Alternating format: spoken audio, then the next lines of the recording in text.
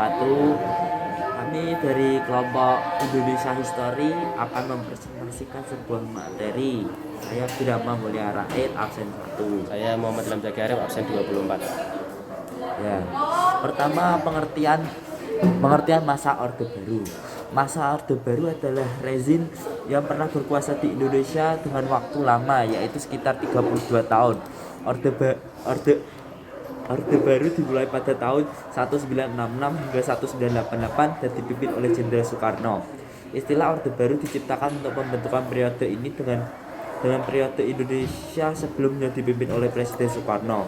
Masa pemerintahan ini berlangsung sejak diterimanya surat pemerintah 11 Maret atau Super Semar pada tanggal 11 Maret 1966 oleh Jenderal Soekarno dan berakhir ketika reformasi terjadi pada tahun 1988. Namun kebenaran mengenai penyerahan pemerintah kepada Soekarno melalui Super Semar sehingga masih menuai perdebatan. Pahamiferan adapun selama berjalannya rezim ini, Indonesia telah mengubah struktur ekonomi, politik, sosial, budaya, dan bidang lainnya. Sejarah Orde Baru banyak sekali diwarnai catatan negatif di bidang politik, HAM, militer, maupun sosial. Sayangnya beberapa pengaruh dari perubahan-perubahan atau catatan negatif di era Presiden Soekarno ini masih terasa sampai saat ini loh.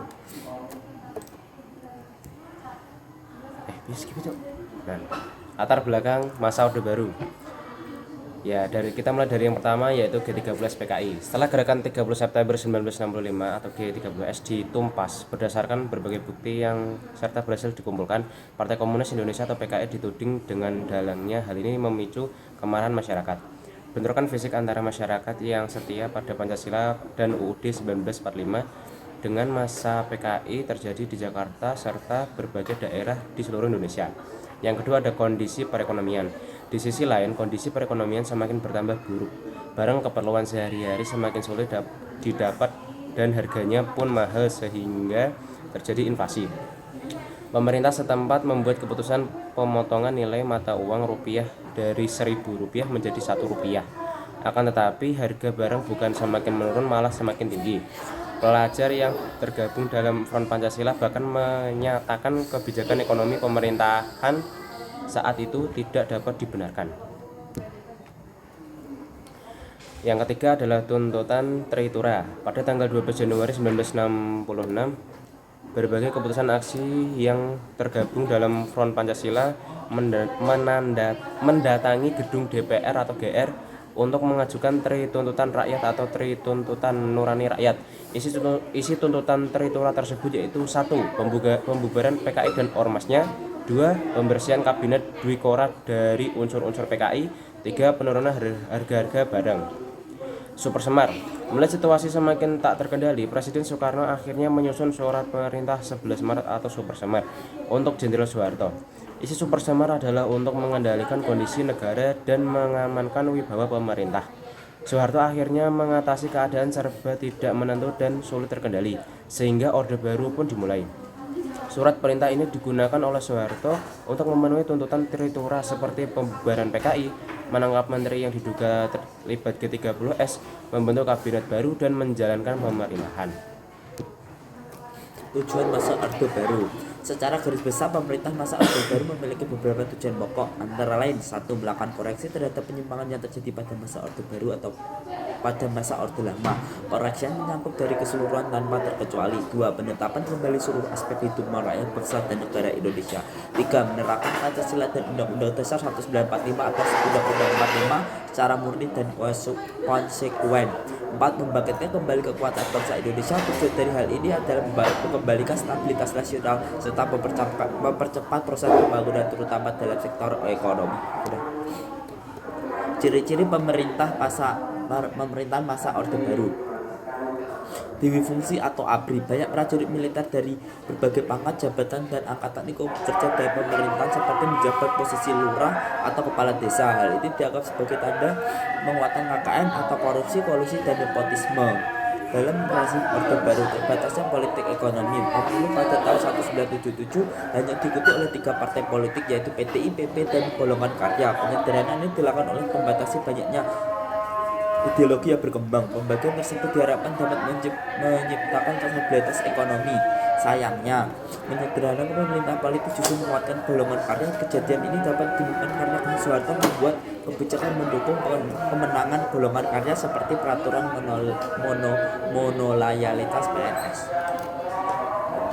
Pembangunan yang masif. Pemerintah Orde Baru mempunyai tekad untuk menempatkan pembangunan infrastruktur fisik dan non-fisik secara prioritas. Hal ini sebagai respon atas kekacauan ekonomi yang terjadi pasca 1965. Selain itu, pemerintah juga menggunakan penanaman modal asing dalam negeri untuk masuk serta membuka usaha di Indonesia. Pemerintah sentralistik. Sistem pemerintahan sentralistik menguatkan kekuasaan pusat terhadap daerah. Hal ini disebabkan ketergantungan yang tinggi dari pemerintah daerah atau keputusan pemerintah pusat pada masa Orde Baru. Kebijakan pemerintah sentralistik ini berupa kebijakan ekonomi dan pembangunan, sekaligus penerapan kebijakan politik. Perkembangan ekonomi dan politik masa Orde Baru. Ekonomi Indonesia pada sejarah Orde Baru membaik dalam waktu singkat. Hal ini terjadi karena banturan aliran modal yang dibuka lebar melalui konsorsium IGGL. Rezim Orde Baru dapat membuat kestabilan ekonomi bahkan sebelum tahun 1970. Pembangunan ekonomi nasional Orde Baru dilakukan melalui Repilita. Program Repilita ini didasari atas pemerataan pembangunan, pertumbuhan ekonomi, dan stabilitas nasional. Tokoh-tokoh penting pada masa Orde Baru. 1. Adam Malik Batubara, lahir di Pematang Siantar, Sumatera Utara pada tanggal 22 Juli 1917. Selama masa perjuangan kemerdekaan, Adam Malik aktif sebagai jurnalis dan ikut serta dalam pergerakan nasional, bahkan menjadi salah satu pendiri kantor berita Antara. Setelah proklamasi kemerdekaan, Adam Malik sempat didapuk mewakili kelompok pemuda menjadi ketua 3 Komite Nasional Indonesia Pusat yang bertugas mempersiapkan susunan pemerintahan. Dia kemudian duduk sebagai anggota Dewan Perwakilan Rakyat atau DPR sebagai hasil pemilihan umum 1955. 2. Legend Umar Wirahadikusuma. Umar dilantik sebagai Wakil Presiden RI pada 1983 menggantikan Adam Malik. Dia menjadi pensiun perwira militer pertama yang menjadi Wakil Presiden RI. 3. Legend Jenderal Sudarmono atau SH Pria yang akrab dipanggil Pak Darmono atau Pak Dar ini mendampingi Presiden Soeharto sebagai Wakil Presiden RI dari 1988 hingga 1993. Namun, Sudarmono telah lama berada di kabinet pemerintahan Soeharto. Pensiunan militer kelahiran Gresik, Jawa Timur 12 Maret 1927 itu menjabat sebagai Menteri Sekretaris Negara pada 1972 dan Menteri Dalam Negeri pada 1982. Sebelum kemudian diangkat sebagai Wakil Presiden menggantikan Umar Wirahadikusuma. Keempat, Bajaruddin Yusuf Habibie. Yusuf Habibie lahir di Parepare, Sulawesi Selatan pada 25 Juni 1936, dikenal sebagai seorang teknokrat terkemuka Indonesia. Beliau diangkat sebagai Wakil Presiden RI pada 1998 di hari-hari terakhir masa pemerintahan Soekarno. 5. Jenderal Suetrisno, pria kelahiran Surabaya, Jawa Timur, 15 November 1935 ini dilantik sebagai Wakil Presiden RI pada sidang umum MPR 1993. Sebelumnya, Sutrisno menjabat sejumlah posisi penting kemiliteran termasuk sebagai Kasat dan Panglima ABRI, Angkatan Bersenjata Indonesia sebelum berubah menjadi TNI. Sutrisno yang biasa dipanggil Pak Tri sebenarnya berpeluang menjabat sebagai Wakil Presiden 5 tahun sebelumnya pada 1988. Saat itu sempat terjadi ketegangan antara yang menjagokan Sudarmono dan dirinya, namun pada akhirnya Sudarmono yang terpilih sebagai Wakil Presiden. Runtuhnya masa Orde Baru. Berakhirnya masa Orde Baru Indonesia ketika adanya krisis ekonomi yang melanda sejak tahun 1997. Krisis tersebut membuat nilai tukar rupiah jatuh. Badai krisis moneter berlarut-larut akhirnya memancing kelompok kritis di masyarakat. Kelompok kritis menilai permasalahan ekonomi ini bertumbuh pada kesalahan urusan pemerintah Orde Baru. Situasi yang awalnya hanya berupa krisis ekonomi berkembang menjadi krisis kepercayaan. Kepercayaan terhadap pemerintah menurun sehingga memicu kerusuhan demonstrasi besar. Bahkan penjarahan terutama di Jakarta. Kemarahan masyarakat terutama di kalangan mahasiswa semakin menjadi setelah Soekarno dicalonkan kembali sebagai Presiden Republik Indonesia pada pemilu ke-6. Para mahasiswa akhirnya menuntut adanya reformasi pada tahun 1998. Reformasi ini memiliki beberapa tuntutan penting seperti penghapusan difungsi ABRI, penurunan maupun pengadilan terhadap Soeharto dan kroni-kroninya, penghapusan praktik korupsi, kolusi dan nepotisme, penegasan supremasi hukum, amandemen UUD 1945, pelaksanaan otonomi daerah seluas-luasnya. Melihat tuntutan reformasi semakin besar, Presiden Soeharto akhirnya menyampaikan pengunduran diri pada tanggal 21 Mei 1998.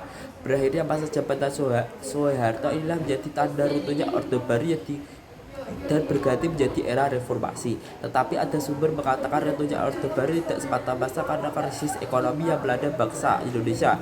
Runtuhnya rezim Orde Baru diprakondisikan dan didahului dengan runtuhnya ideologi yang mengawalnya. Ideologi yang sejatinya bersifat luhur dan mulia, namun oleh rezim Soeharto selewangkan menjadi alat legitimasi dalam perkembangan fungsi ideologi sebagai alat legitimasi sudah tidak efektif lagi. Ideologi mengalami devaluasi maka atau inflasi setelah masyarakat kian cerdas oleh pengaruh pendidikan, globalisasi, dan pergaulan yang intens dan transformasi kehidupan modern. Ideologi lalu menjadi macam ompong di mana selama ini dipakai untuk membungkus kebijakan-kebijakannya yang membuat sepak terjangnya kian terbaca. Sekian dari kelompok Indonesia History. Pemerintahan masa Orde Baru. Iya, pada masa Orde Baru. Sekian. Wassalamualaikum warahmatullahi wabarakatuh.